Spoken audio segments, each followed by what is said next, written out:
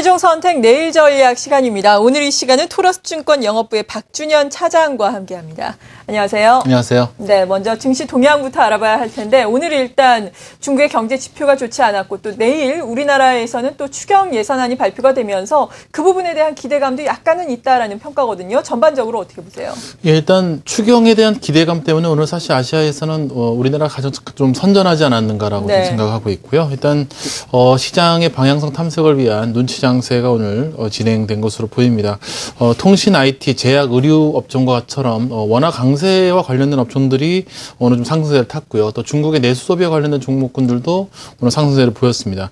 일단 코스피 외국인들이 통신과 화학 업종을 순매수해주는 점이 눈에 띄었고요. 운송 장비, 건설, 금융업종 쪽에서는 순매도 모습을 보였습니다. 기관과 투신은 특히 연기금 중심으로 해서 순매도가 좀 나왔는데요. 전기전자, 의약품, 화학업종 쪽에서는 이제 순매수를 보였습니다. 오늘 코스닥이 상대적으로 역시 최근에 강세를 보이고 있죠. 기관이 순매수를 해주고 있고요.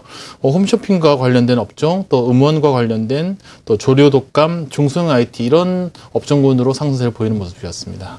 네, 이렇게 쭉 말씀을 해주셨는데요. 이런 가운데 중국의 경제 지표가 좋지 않으면서 아시아 주요 증시가 열릴 때 함께 열린 금 가격 같은 경우에는 상당히 큰 폭으로 하락을 했다라는 소식이 들려오고 있거든요. 이와 관련해서는 우리가 어떤 점에 또 주목을 해야 될까요? 예, 오늘 안 그래도 이슈로 이제 고려아연을 좀 들고 나왔는데요. 사실 고려아연이 하루에 14%가 빠진 적이 있었나 싶을 정도로 굉장히 급락하는 모습을 보였습니다. 지금 금값이 폭락했기 때문이다라는 이유만으로 설명하기에는 조금 다소간 의아한 점이 있었고요. 키프로스에서 금 매각을 계획한다 이런 뉴스가 있었고 또 ETF 펀드에서의 금 매각 뉴스 또 골드만삭스에서 금 매도를 권고했다 이런 뉴스들이 이제 겹치면서 겹악재로 좀 빠지는 모습을 보여줬고요. 그렇기 때문에 1분기 실적이 상당히 좀 부진할 것이다 이런 전망이 나왔기 때문에 단기적으로 조금 보수적으로 접근해야 되지 않은가 하는 생각을 하게 됩니다. 네, 그렇다면 고려아연을 보유하고 계신 분들은 어떤 전략이 필요할까요? 예, 일단은 물량을 좀 줄여놓고 대응을 하셔야 될 것으로 보이는데요. 이것이 이제 뭐 제가 차후에 말씀드리겠습니다만은 달러의 구조적인 강세와 지금 맞물려 있다고 한다면은 향후에 어떤 그 원자재 가격이 조금 지속적으로 약세를 보일 가능성도 좀 있지 않을까라는 생각을 좀 해봤고요. 특히나 이런 중국의 GDP가 좀 안 좋게 나왔다 이런 부분들도 좀 중국 쪽의 수요의 어떤 부진의 문제에서 비롯됐다면은 향후에 비철금속이라든지 원자재의 어떤 수요 부분이 다소간 좀 위축될 가능성이 좀 있기 때문에 좀 보수적으로 접근하는 것은 맞지 않을까라고 보고 있습니다. 네, 가지고 계신 분들도 투자 비중을 좀 줄여야 한다라고 말씀해 주셨습니다. 금값에 이어서 구리 가격도 큰 폭으로 하락을 했는데요. 이러한 원자재 가격 전반적으로 중장기적으로 좀 약세를 보일 가능성 염두에 두면서 전체적인 투자 전략을 세워야 한다라고 도움 말씀을 주셨고요.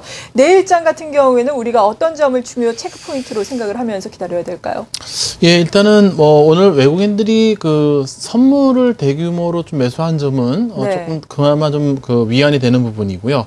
원달러 같은 경우에 오늘 또 급락하는 모습을 보였습니다. 지금 환율의 변동성이 상당히 좀 큰데요. 이런 구간일수록 조금 다소간 시장에는 좀 보수적으로 접근하시는 점을 계속 좀 강조를 드려야 될 것으로 보입니다. 특히 오늘 기관 쪽, 연기금과 투순 쪽이 거래소를 좀 대규모 매도하는 모습. 그 가장 큰 이유는 업종별로 예를 들어서 신저가가 나온다든지 수급이 좀 무너졌다고 생각하는 종목군으로는 대규모 손절매성 물량들이 좀 나오고 있습니다.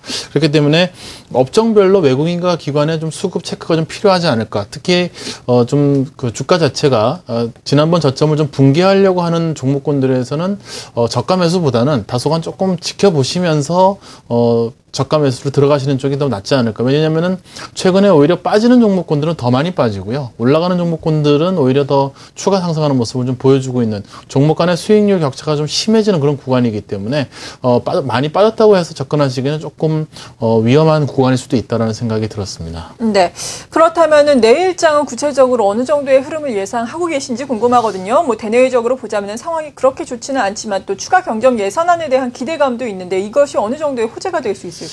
예, 일단은 1900에서 1960포인트 정도의 박스권을 지금 전망을 하고 있는데요. 일단은 달러 강세 그리고 원자재 가격의 약세라는 부분이 일단 기본적인 저희의 그 투자 전략의 핵심 포인트로 들어있어야 될 것으로 보입니다. 구조적인 달러 강세라는 부분은 아무래도 이머징 마켓에는 좀 좋은 요인은 아닌 것으로 보입니다. 그렇죠. 과거에 95년도에서 97년도 구간에서 달러의 강세와 엔화의 약세가 겹쳤던 구간입니다. 지금이 그때와 이제 같지는 않지만은 그 후에 이제 그 98년도에 이머징 마켓이 크게 이제 무너지는, 우리나라 같은 경우는 이제 IMF를 맞는 그런 어떤 때가 있었는데요. 역시 달러 강세와 엔화 약세가 맞물리는 구간에서 특히 원자재 가격 약세를 보인다고 하는 것은 다소간 시장에는 조금 보수적으로 접근해야 된다는 생각을 가지고 접근하셨으면 좋겠고요. 중국의 1분기 GDP가 부진했던 부분들도 그런 어떤 매크로의 지표를 좀 반영한 부분이 아닌가라고 좀 생각하고 있습니다. 박스권 흐름은 좀 지속될 것으로 전망이 되고 있고요. 아무래도 거래소 대비해서는 코스닥이 더 낫지 않겠는가. 추가 경정 예산안이 발표된다고 하는 것은 결국은 정부에서 정책적으로 미는 종목군, 업종군이 올라갈 수밖에 없다라는, 결국은 코스피보다는 코스닥이라든지 코스피에서도 정부 정책과 맞물리는 종목군들만이 움직일 가능성이 있다는 것을 좀 염두에 두시고 대응을 하셔야 될 것으로 보입니다. 네, 그렇다면 업종별로 보자면 구체적으로 어떤 업종을 주시겠어요? 예, 기본적으로 역시 경기 민감주 가운데서는 역시 IT 업종이 가장 좀 탑픽일 것으로 보이고요. 예. 경기 방어주의 비중도 적절히 좀 조절을 하셔야 될 것으로 보입니다.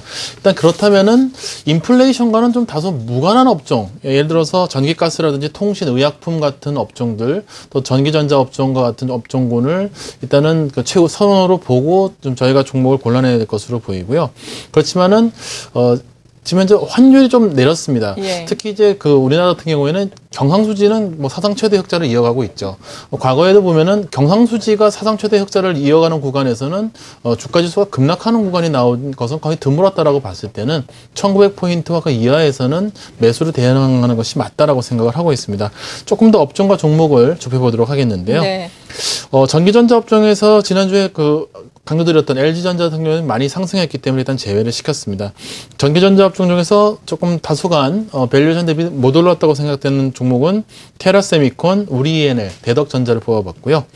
조선업종이 사실 STX 그룹 때문에 크게 큰 폭으로 좀 밀려나는 모습을 보였습니다만은 제가 봤을 때는 1분기 실적 부분이 크게 깨지는 일은 없을 거라고 생각이 되고 있기 때문에 삼성중공업과 현대중공업, 대우조선해양은 저가 매수로 들어가셔도 크게 무리는 없다라고 보입니다. 정부 정책과 관련해서는요. 예스24 삼연철강, 일진다이아를 선정을 했고요. 수급 개선주, LG패션이 오늘 상당히 양호한 모습을 보였죠. 현대위아, 락앤락을 선정을 했습니다. 저평가된 중소형주, 세진전자, 웅진싱크빅, 안국약품을 선정을 했습니다. 네, 이렇게 내일장 관심 종목까지 쭉 말씀해 주셨습니다. 일단은 그래도 하반 경직은 좀 지켜질 것으로 예상을 하시면서 지수는 내일장 같은 경우에는 1900에서 1960선, 그리고 조금 더 장기적으로 보자면은 1900선 부근에서는 그래도 저가 매수에 나서도 무방하다라고 말씀해 주셨는데, 관심 종목들을 쭉 선정을 해주셨는데 이 중에서도 특별히 더 관심을 가지고 지켜보는 종목이 있다면 어떤 게 있으세요? 예, 일단은 LG패션을 좀 관심 있게 보고 있습니다. 예. 작년 같은 경우에 그 재고 조정에 상당히 적극적인 모습을 보여줬고요. 특히 이제 액세서리 부분에서는 상당히 고성장하는 모습을 보여주고 있습니다. 특히 최근에 템플턴 펀드, 이머징 마켓 쪽 그걸 담당하고 있는 펀드에서 5% 지분 매집 신고를 했는데요. 그만큼 외국인들 같은 경우는 아무래도 밸류에이션에 투자하기 때문에 LG패션의 장기적인 매력을 보고 있는 것이 아닌가라고 생각하고 있고요. 또 기술적으로 봤을 때도 지금 그동안의 하락을 이제 딛고 다시 이제 상승으로 전환하려는 초입입니다. 그렇기 때문에 최근에 수급이 개선되고 있고 또 밸류에이션이 나아지고 있고, 특히나 정부가 내수 소비를 진작시키려는 정책 중심으로 가고 있기 때문에 시장의 트렌드하고도 맞지 않는가. LG패션에 좀 관심 있게 보셨으면 좋겠고요. 네. 정부 정책과 관련해서는 예스24가 아무래도 이제 그동안의 정책적인 부분, 특히 전자책 위주의 정책을 반영하고 있는 부분이 분명히 있고요. 최근에 그 수급도 외국인과 기관들이 꾸준히 돌아가면서 매수를 해주고 있기 때문에 이 두 종목을 좀 집중적으로 보시고 대응하셨으면 좋겠습니다. 네, 그렇군요. LG패션 같은 경우에는 그래도 고점까지 가려면은 좀 남았는데, 예스24 같은 경우에는 지금 거의 정고점 수준까지 또 올라오고 있는 양상이거든요. 어느 정도 추가 상승을 염두에 두고 계세요? 예스24 같은 경우에는 이제 최근에 잘 보시면은요, 예. 올라갔다고 해서 매도를 하시면은 사실은 그 고점을 계속 갱신하는 종목군들이 계속 생기고 있습니다. 그만큼 시장이 안 좋은 종목들에 대해서는 철저히 외면하고 있고, 올라가는 종목들에 대해서는 오히려 더 따라붙는 그런 시장이기 때문에 올랐다고 해서 여기가 고점일 거라고 이렇게 미리 예상을 하실 필요는 없지 않을까 생각하고 있고요. 오히려 가는 종목이 더 간다라는 관점을 제가 봤을 때는 조금 더 이어가셔야 되지 않을까라고 생각을 하고 있습니다. 네, 잘 알겠습니다. 토러스증권 영업부의 박준현 차장으로부터 말씀 들어봤습니다. 감사합니다. 감사합니다.